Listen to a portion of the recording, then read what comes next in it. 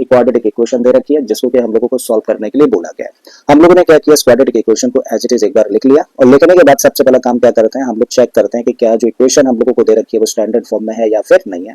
तो भाई यहाँ पे हम लोग देखें तो कितने टर्म्स हैं, 3 टर्म्स हैं। ये क्वाड्रेटिक टर्म है, ये लीनियर टर्म है और ये कांस्टेंट टर्म है, मतलब ax² plus bx plus c equal to 0 जैसी फॉर्म की है। तो भाई दी गई इक्वेशन स्टैंडर्ड फॉर्म में तो है, लेकिन यहाँ पे चीज हम लोगों ने नोटिस करी, क्या नोटिस किया कि भाई इस स्टैंडर्ड फॉर्म में लिखी हुई इक्वेशन में जो कांस्टेंट टर्म है इसके अंदर 3 टर्म्स देखने को मिल रहे हैं और ऐसा लग रहा है कि इन 3 टर्म्स को हम लोग क्या कर सकते हैं, फैक्टराइज कर सकते हैं। अगर इन 3 टर्म्स को आप फैक्टराइज कर सकते हो यानी कि कांस्टेंट टर्म को फैक्टराइज कर सकते हो तो सबसे पहले क्या करो, इस कांस्टेंट टर्म को फैक्टराइज ही करो। करेक्ट है, तो क्या करना है भाई, सबसे पहले इसको फैक्टराइज करना है हम लोगों को। तो चलिए साइड में शो कर देते हैं। भाई हम लोगों को एक्सप्रेशन दे रखी है 2a² plus 5ab plus 2b²। अब हम लोगों को इसको फैक्टराइज करना है तो क्या करूं भाई, यहाँ पे ना आसान तरीका क्या है वो जरा समझो। भाई यहाँ पे a² का कोफिशिएंट क्या दिख रहा है, 2 दिख रहा है। कांस्टेंट हालांकि 2b² है, कांस्टेंट टर्म 2b² है, बट ऐसे में जब आपको दो वेरिएबल्स देखने को मिले ना तो आप सिर्फ नंबर पकड़ लिया करो। तो यहाँ पे क्या दिख रहा है, 2 दिख रहा है। आप ऐसा करिए, दोनों का कर दो मल्टीप्लाई। जब दोनों का मल्टीप्लाई करोगे तो ये भी पॉजिटिव और ये भी पॉजिटिव, प्रोडक्ट कितना आएगा, प्रोडक्ट आएगा 4। कैसा है, पॉजिटिव ना, याद रखिएगा प्रोडक्ट पॉजिटिव है। तो हमें क्या करना है, इस 4 को दो फैक्टर्स में डिवाइड करना है सच दैट कि दोनों को प्लस करके क्या नंबर आए, 5 निकल कर आए। भाई अगर 4 को फैक्टराइज करोगे तो एक फैक्टर 2 और दूसरा फैक्टर भी 2, क्या दोनों को प्लस करके 5 आएगा, नहीं आएगा। एक चीज फिर से हम लोगों को याद आती है कि भाई हर एक नंबर का 1 भी तो एक फैक्टर होता है, तो हम लोगों ने 1 लिख दिया। अब एक फैक्टर तो देखो ले लिया हम लोगों ने ये यानी कि 4 और दूसरा फैक्टर मान लिया इसको यानी कि 1 और दोनों को प्लस कर देंगे तो 5 आ जाएगा ना। और वेरिएबल क्या अटैच हो रखा है, ab यानी कि 4ab प्लस 1ab किसकी जगह पर लिखा जा सकता है, 5ab की जगह पर लिखा जा सकता है। ठीक है, तो लिख दीजिए भाई मिडिल टर्म को स्प्लिट करके इस तरीके से 2a² सबसे पहले एज इट इज और इसकी जगह पर हम लोगों ने रख दिया 4ab plus ab plus 2b²। इन दो टर्म्स में देखें तो 2a कॉमन दिख रहा है तो बचा क्या, a प्लस यहाँ से क्या बचेगा 2b। बिल्कुल इसी तरीके से जब इन दो टर्म्स को हम लोग देखें तो b कॉमन है तो आपने b कॉमन ले लिया तो बचा क्या, a प्लस 2b। ठीक है, फिर से दो टर्म्स हैं और इन दो टर्म्स में देखें तो ब्रैकेट यहाँ भी है, सेम ब्रैकेट यहाँ भी है, मतलब क्या कॉमन आ गया, a प्लस 2b। और जब a प्लस 2b कॉमन आया तो बचा क्या, 2a प्लस b। इसका मतलब ये जो कांस्टेंट टर्म है इसको फैक्टराइज करके ये लिखा जा सकता है। तो चलिए लिख देते हैं इसकी जगह पर ये फॉर्म। सबसे पहले 9x² एज इट इज हम लोगों ने रखा। अगला टर्म क्या है, माइनस का 9 इंटू में है a प्लस b इंटू में x है। और अब इस कांस्टेंट टर्म की जगह पर इसकी फैक्टराइज फॉर्म हम लोग रखते हैं जो कि क्या है, ये है a प्लस 2b इंटू में 2a plus b and this equal to 0। अब अगेन एग्जैक्टली फॉर्म वही है जो पहले थी, पहले भी स्टैंडर्ड फॉर्म थी, अभी भी स्टैंडर्ड फॉर्म है। ax² plus bx plus c equal to 0 जैसी फॉर्म है। और जब स्टैंडर्ड फॉर्म होती है तो भाई अगर हम लोगों को किसी भी क्वाड्रेटिक इक्वेशन को फैक्टराइज करना होता है तो सबसे पहले अप्रोच क्या लगाते हैं, मिडिल टर्म को स्प्लिट करने की। और मिडिल टर्म को स्प्लिट करना होता है तो ऐसे में हम लोग क्या देखते हैं, x² का कोफिशिएंट जो कि यहाँ पे क्या देख पा रहे हैं हम लोग 9। और कांस्टेंट टर्म क्या है, देखो कांस्टेंट टर्म ये है, बड़े ध्यान से समझना, ये सबसे इंपॉर्टेंट पॉइंट है। तो इन दोनों का क्या करते हैं हम लोग, मल्टीप्लाई।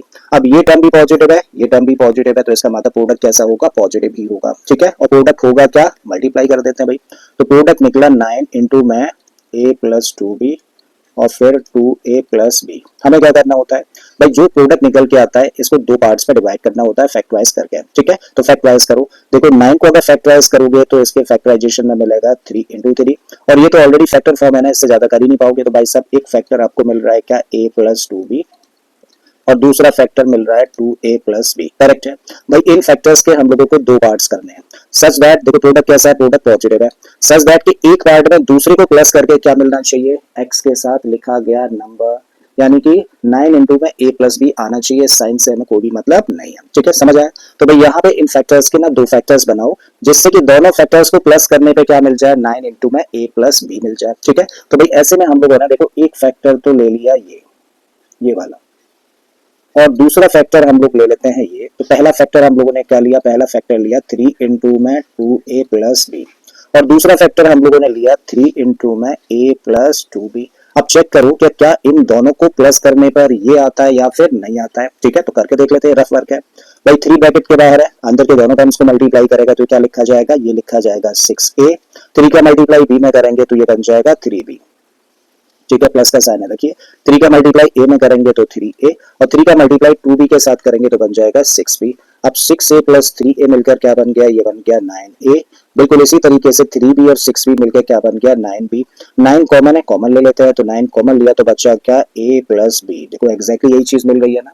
इसका मतलब जब हम लोग इन दो फैक्टर्स को प्लस कर रहे हैं तो हमें क्या मिल रहा है 9 इंटू में a प्लस b मिल रहा है। और वेरिएबल क्या है, वेरिएबल x है, तो इसका मतलब अगर x से इसको मल्टीप्लाई करें, इसको मल्टीप्लाई करें, इसको मल्टीप्लाई करें, मतलब स्टेटमेंट की दोनों साइड्स को मल्टीप्लाई करें, तो इस तरीके से हम लोग 9 इंटू में a plus B into X की जगह पर क्या लिख सकते हैं भाई, ये लिख सकते हैं। करेक्ट है, चलिए रख देते हैं। इस तरीके से मिडिल टर्म स्प्लिट हो जाएगा। कैसे होगा आई थिंक आपको समझ आ गया है, ठीक है। तो चलिए लिखते हैं इसको 9x²। माइनस का साइन होता है तो चीजों को ब्रैकेट में रखना होता है हमेशा, करेक्ट। अब भाई मिडिल टर्म को स्प्लिट करके हम लोग क्या रखने वाले हैं, इसकी जगह पर रखने वाले हैं 3 इंटू में 2a प्लस बी इंटू में एक्स प्लस 3 इंटू में a plus 2b into x, ठीक है। फिर ये वाला टर्म एज इट इज, यानी कि a प्लस 2b इंटू में 2a plus b and this equal to 0। अब ब्रैकेट ओपन कर देते हैं, तो भाई 9x² as it is, bracket के बाहर माइनस का साइन है तो अंदर के साइन चेंज हो जाने हैं, तो ये वाला टर्म हो गया नेगेटिव। 3 इंटू में 2a plus B into X, ये टर्म भी नेगेटिव, तो 3 इंटू में a प्लस 2b इंटू में एक्स प्लस ये वाला term as it is a plus 2b और इंटू में 2a plus b and this equal to 0। अब देखो फर्स्ट टू टर्म्स में क्या, फर्स्ट टू टर्म्स में कोई चीज कॉमन है तो आप कहेंगे यस 3 यहाँ भी है, 3 से डिवाइड हो जाएगा। x यहाँ भी है और x यहाँ भी है, तो इसका मतलब क्या कॉमन आ गया, 3x कॉमन आ जाता है। जब इस टर्म में से 3x बाहर गया तो यहाँ पे क्या बचेगा, 3 बचेगा और एक x बचेगा, मतलब अंदर रहेगा 3x। माइनस का साइन रखिए, 3 गया बाहर, x गया बाहर, तो क्या बचा ये ब्रैकेट यानी कि 2a प्लस बी, और इसको ब्रैकेट में ही रखिएगा, ब्रैकेट खोलिएगा नहीं, ठीक है। अब इन दो टर्म्स में देखो क्या कोई चीज कॉमन है, तो भाई a प्लस 2b यहाँ भी है और a प्लस 2b यहाँ भी है, तो क्या कॉमन आ गया, a प्लस 2b कॉमन आ गया और माइनस का साइन बीच में आ गया। तो अब इस टर्म में क्या बचेगा, देखो ये तो बाहर गया तो क्या बचा 3 और x यानी कि 3x। इस माइनस की वजह से माइनस हो जाना है, ये बाहर चला गया तो बचा क्या, यहाँ से मिलेगा 2a प्लस b, ठीक है। Bracket close and this equal to 0। Again हम लोग देखें तो देखो दो टर्म्स है, पहला टर्म ये है और दूसरा टर्म ये है। क्या इन दोनों टर्म्स में कोई चीज कॉमन है, तो आप कहेंगे यस, सेम ब्रैकेट यहाँ पर है और वही ब्रैकेट यहाँ भी है। इसका मतलब अब कॉमन क्या है, अब है 3x minus 2a plus b, ठीक है। तो इसको कॉमन लिया तो इस टर्म में से क्या बचा, इस टर्म में से बचा 3x, माइनस का साइन रखिए, ये ब्रैकेट तो बाहर गया, तो इसका मतलब यहाँ से क्या मिला a plus 2b and this equal to 0। अब दो एक्सप्रेशंस का प्रोडक्ट 0 है, ये तो तभी पॉसिबल है जब दोनों में से कम एक 0 हो। तब आप कह सकते हो भाई या तो 3x minus 2a plus b इसकी वैल्यू 0 के बराबर है, या फिर 3x minus a plus 2b की वैल्यू 0 के बराबर है। अगर ऐसा है तो भाई यहाँ से 3x की वैल्यू निकाल सकते हो, इस टर्म को ट्रांसपोज करके, ब्रैकेट ओपन मत करिएगा, ये नेगेटिव टर्म है, ट्रांसपोज करोगे तो पॉजिटिव हो जाना है, ठीक है। तो इसका मतलब 3x की वैल्यू कितनी आई, 2a प्लस b, और अगर x चाहिए तो इस 3 को भी ट्रांसपोज कर दो, डिवीजन में चला जाएगा, तो इस तरीके से x की वैल्यू क्या आ गई, 2a प्लस बी अपॉन 3। तो ये पहला रूट निकाल दिया हम लोगों ने, ठीक है। तो x की वैल्यू आ गई है, यहाँ से भी यही काम करते हैं, तो भाई 3x की वैल्यू किसके बराबर होगी, इसको ट्रांसपोज कर दो, नेगेटिव टर्म है तो पॉजिटिव यानी कि a प्लस 2b बन जाना है। तो इस तरीके से x की वैल्यू कितनी हुई, a प्लस 2b अपॉन 3, और ये दूसरा रूट निकाल दिया इस दी गई क्वाड्रेटिक इक्वेशन का, ठीक है। तो आई थिंक समझ आ गया है कि इस तरीके के क्वेश्चन जहां पे कि हम लोगों को एक इक्वेशन स्टैंडर्ड फॉर्म में दे रखी हो और उस इक्वेशन का जो कांस्टेंट टर्म है, अगर इसको फर्दर हम लोग फैक्टराइज कर सकते हैं, तो इस तरीके की क्वाड्रेटिक इक्वेशंस को करने के लिए क्या करते हैं, इस कांस्टेंट टर्म को पहले फैक्टराइज कर लेते हैं और फिर उसके बाद बिल्कुल वही तरीका, जो सेट तरीका हम लोगों ने सीखा है क्वाड्रेटिक इक्वेशन को सॉल्व करने का, वही लगा देते हैं।